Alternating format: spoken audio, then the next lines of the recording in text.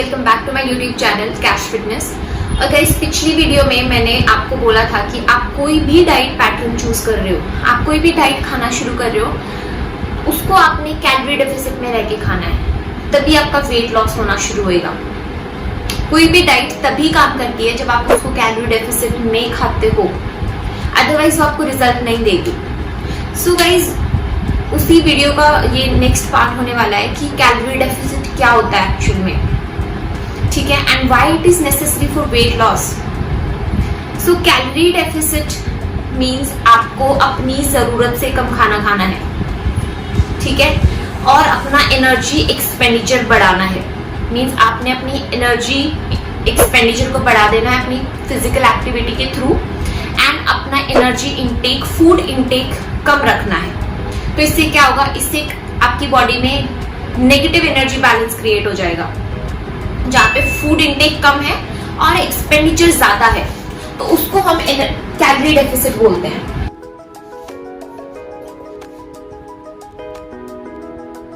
Energy intake जिसमें कि कम होता है एंड एनर्जी एक्सपेंडिचर ज्यादा होता है, ठीक है, उसको हम लोग कैलोरी डेफिसिट बोलते हैं। तो इस केस में क्या होगा, आपकी बॉडी में जो स्टोर्ड फैट है, जब आप खाना कम शुरू कर रहे हो, अपनी फिजिकल एक्टिविटी बढ़ा रहे हो, तो आपकी बॉडी में जो स्टोर्ड फैट है वो ऑक्सीडाइज होना शुरू होएगा और आपका वेट लॉस होना शुरू हो जाएगा। तो आपको कैलोरी डेफिसिट में रह के खाना होगा, ठीक है। सबसे पहले मैंने ये बोला कि जरूरत से कम खाना है आपको, तो पहले जरूरत का पता होना चाहिए हमें, तभी मैं उससे कम खाना खाना शुरू कर पाऊंगी, है ना। अभी आपको भी ये भी डाउट हो रहा होगा कि कितना कम, पहले जरूरत पता कर ले, फिर उसके बाद हम लोग देखते हैं कि कितना कम खाना है उससे, ठीक है। जरूरत क्या है हमारी बॉडी की, कि मेरा अभी जितना बॉडी वेट है, अगर मैं उतना ही मेंटेन करके रखना चाहती हूँ, ठीक है, तो उसके लिए मुझे एक नंबर ऑफ कैलोरीज खाना होगा, ठीक है, जो मेरे वेट को मेंटेन रख पाए। मतलब कि जितना मेरा एक्टिविटी है, मेरा जितना एनर्जी एक्सपेंडिचर हो रहा है दिन भर में, अगर मैं उतनी ही उसके बराबर की कैलोरीज अगर मैं बॉडी में डालूंगी, तो मेरा वेट उतना ही रहेगा, ठीक है, जिसमें कि आपका एनर्जी इनटेक और एनर्जी एक्सपेंडिचर बराबर होता है।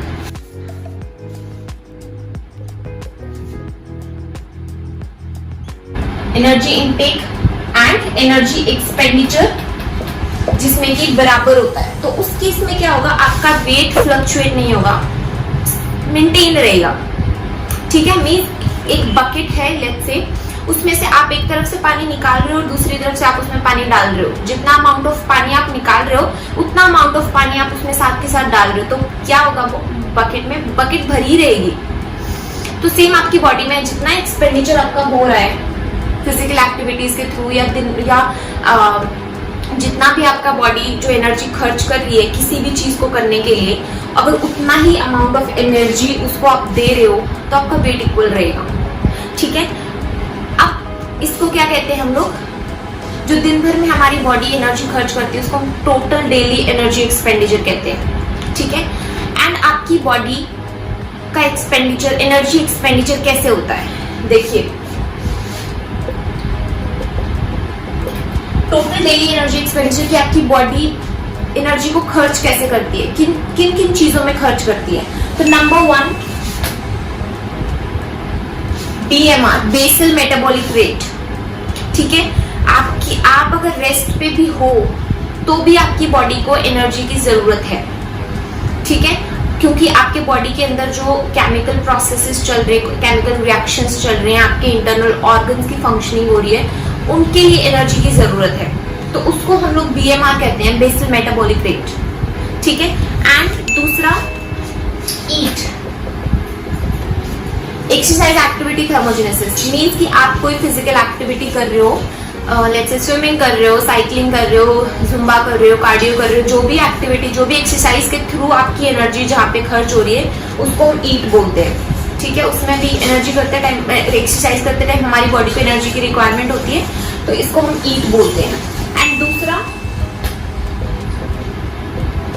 NEET, non exercise activity thermogenesis, means दिन भर में जो भी एक्टिविटीज होती हैं जो कि हम अनकॉन्शियसली करते ही हैं, ठीक है, जो स्ट्रक्चर नहीं होती बट हम लोग करते हैं कि स्टेयर्स चढ़ के हम लोग जा रहे हैं, ठीक है, हम लोग बस पकड़ रहे हैं, हम बच्चों के साथ खेल रहे हैं या गार्डनिंग कर रहे हैं, हाउस होल्ड चोर्स कर रहे हैं, मैं भी आपसे बात कर रही हूँ, राइड करते हैं, टाइप करते हैं, जो भी एक्टिविटीज हो गई दिन भर में उनको करने के लिए भी बॉडी को एनर्जी की जरूरत होती है, उसको हम लोग नीड बोलते हैं। एंड एक चीज और होती है जहाँ पे आपकी बॉडी एनर्जी खर्च करती है, वो होती है TEF, thermogenesis effect of food.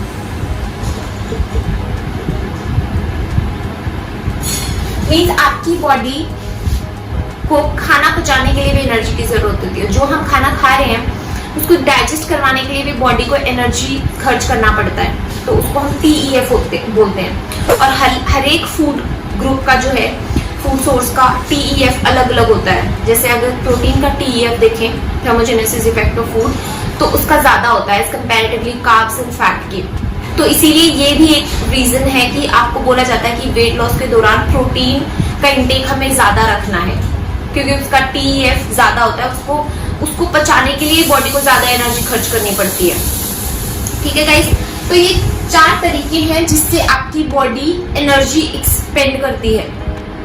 जो भी आप कर रहे हो वो इन चारों में कवर अप हो जाएगा। जो भी कुछ कर रहे हो, सो रहे हो, एक्सरसाइज कर रहे हो, खेल रहे हो, खाना खा रहे हो, कुछ भी एक्टिविटी दिन भर में कर रहे हो, वो इन चारों में इंक्लूड हो जाएगी।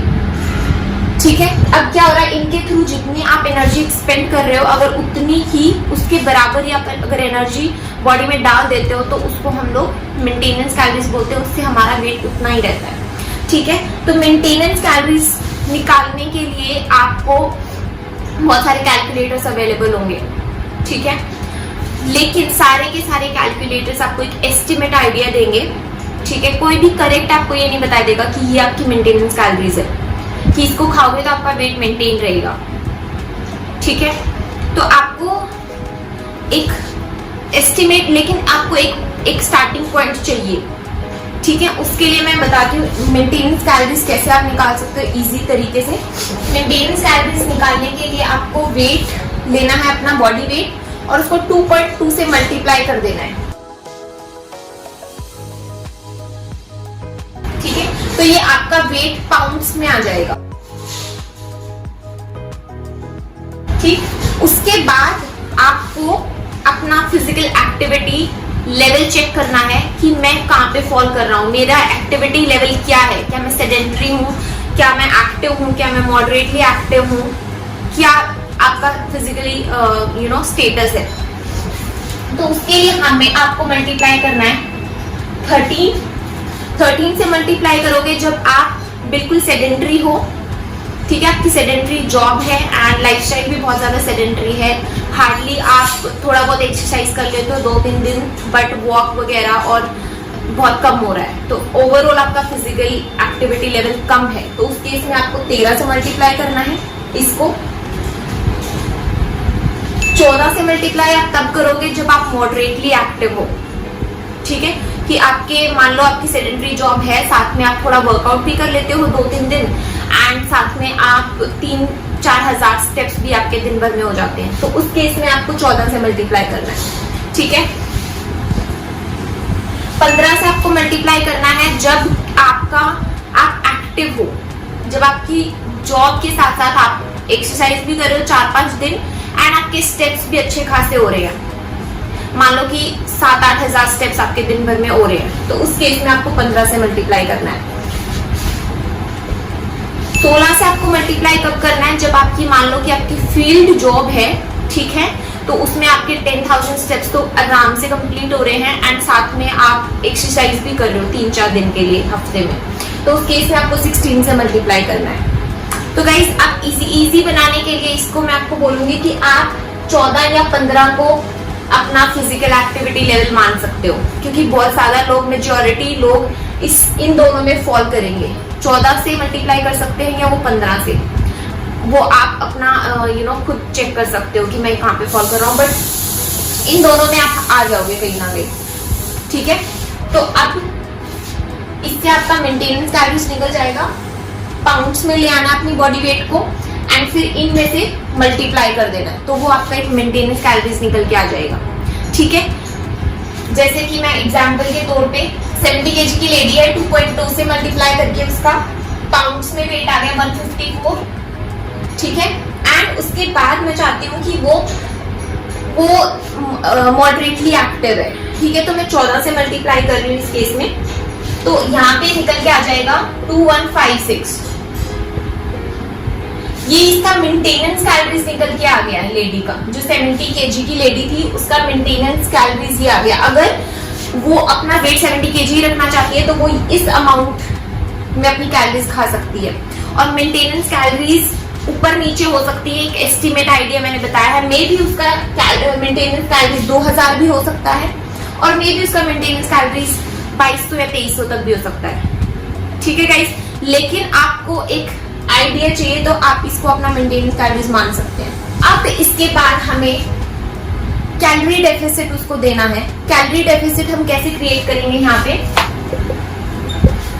गाइस? कैलोरी डेफिसिट के लिए भी एक बिल्कुल एक मैं आपको फिक्स नंबर नहीं बोल सकती हूँ कि इतना कम खाना खाना शुरू कर दो, उसके लिए भी हम रेंज में ही बात करेंगे। तो देखिए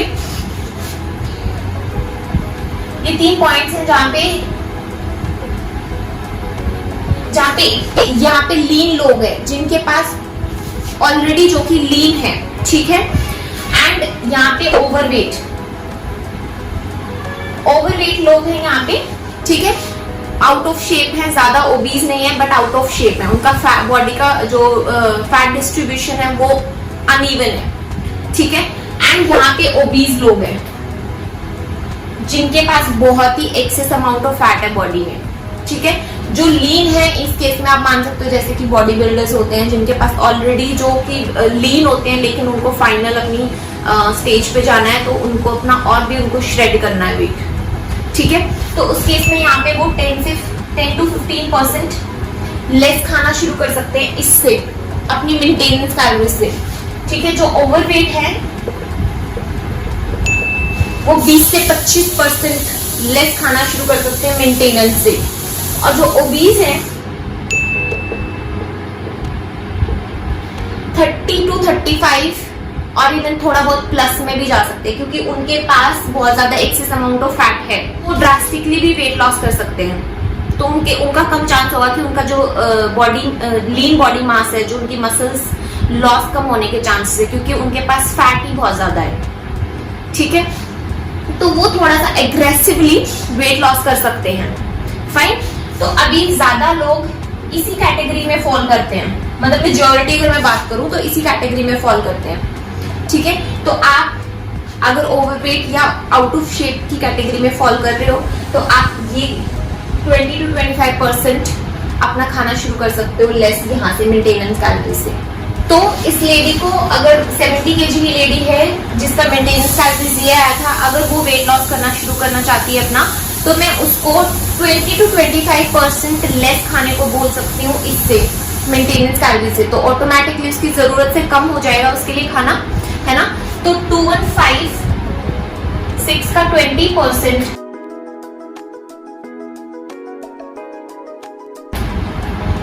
ये कैलोरी डेफिसिट हो गया, मींस उसकी जरूरत से हमने 431 कैलोरीज उसको कम खाने को बोलना है, ठीक है। तो वो उसका कैलोरी बजट आ जाएगा